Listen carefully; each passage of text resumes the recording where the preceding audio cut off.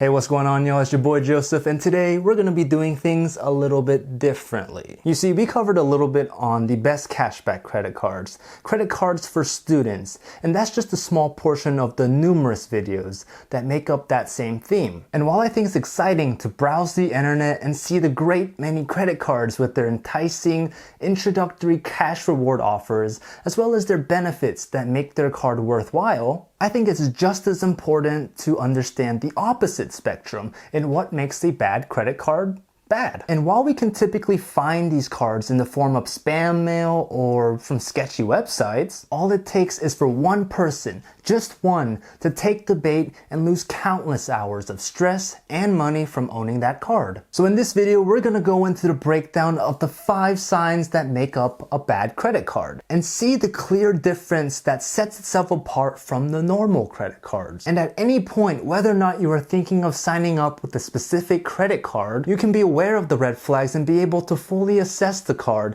and make the right decision. And if you haven't already, go ahead and drop a like below and subscribe to see more content from yours truly, as it will help out this channel and I'll greatly appreciate it. With that being said, let's get into the video. So the first sign to look out for are the numerous fees. Now don't get me wrong, but fees are normal to find in an assortment of cards. In fact, many of the popular travel cards have annual fees, which are compensated with travel credits or access to airport lounges. And some cards have like foreign transaction fees or late fees. And while that's not particularly alarming, the bad cards we're talking about offer a generous combination of these fees with zero benefit to you. Sometimes in their fine print, they have a whole section dedicated to fees that they hope that you won't look into because they're unreasonable and overly complicated. These cards have things that are out of the ordinary, such as application fees, processing fees, fees for credit limit increases, monthly maintenance fees that may or may not be inclusive with an annual fee. And that's just a short example of all the fees that are available. So by the time you are approved for this credit card, you'll already be owing money, and that's a big red flag. The second sign to look for are very high interest rates. These cards have interest rates that are abnormally high. And while credit cards that are aimed for those with bad credit tend to have higher interest rates, hovering around the average of maybe 25% APR, these cards can go beyond that and have interest rates that are more than half or double that number. And yes, interest doesn't really matter if you pay in full and on time, but the fact that they're specifically targeting those with lower credit scores and may not be as fortunate as maybe you and I think that this behavior is very scummy. It's like as if they're trying to subtly and intentionally take advantage of the chance that you hold a balance and have to pay substantially more money.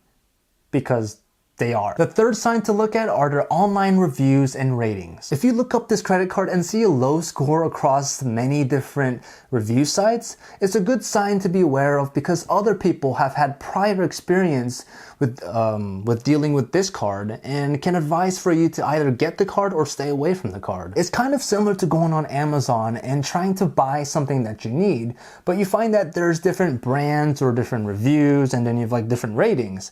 But these are all signs for you to take that will help you make the best judgment for whichever product that you want to buy. And yes, there may be a small variance of scores across different sites. Like for example, you might see a site that says that this card has a 4-star or another one that says 3 stars. But if they're all pretty consistent in that range, then that's pretty normal. But we're talking about the ones that peak at 1 or 2 stars and it's supported by a good number of users.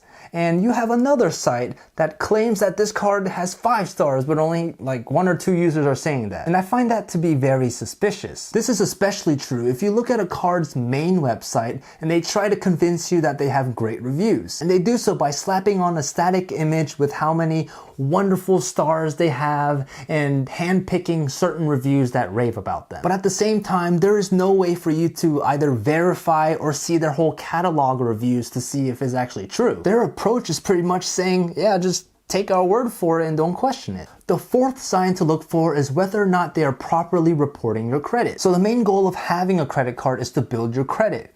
And if it doesn't report to any of the three main credit agencies, which are Experian, Equifax, or TransUnion, then it will do you no good for your credit. It doesn't even matter if you're on your best behavior. You're paying on time, you're paying in full, you don't go over your credit limit, and so on and so on. If the card doesn't achieve this one purpose, then you're pretty much using something worse than a prepaid debit card that is not only questionable, but won't even improve your credit score. Now, the last sign to look for depends on how easy or hard it is to find the important details of their credit card. Now, I know that fine print does have a reputation of being small and somewhat hidden outside of the common text. Bad credit cards have a way of going a step above that by making you go through numerous hoops and different links to find their terms and conditions and relevant information that truly defines their credit card. And if you are able to find it, they try to hide that information by burying it inside a body of text. They try their best to make the basic stuff seem really cool and awesome. But everything else that really defines the card is just the boring stuff. And they discourage you from looking at it because it can make you question whether to get this card or not, and that doesn't benefit them at all. And there you guys have it, the 5 signs that make up a bad credit card. So when you're in the market to try new credit cards, or you're in a situation where you're trying to rebuild your credit and you need to use cards that are not as much talked about compared to other cards, then you can now be confident that you'll be able to choose the best card for your goals and reach a higher credit score without having huge penalties along the way. Thank you guys for watching this video. If you thought this video was interesting or helpful in any way, drop a like below. And if you want to see more videos like this, consider subscribing down below as well. Hope you guys have a wonderful rest of your day, and I'll see you guys in the next one.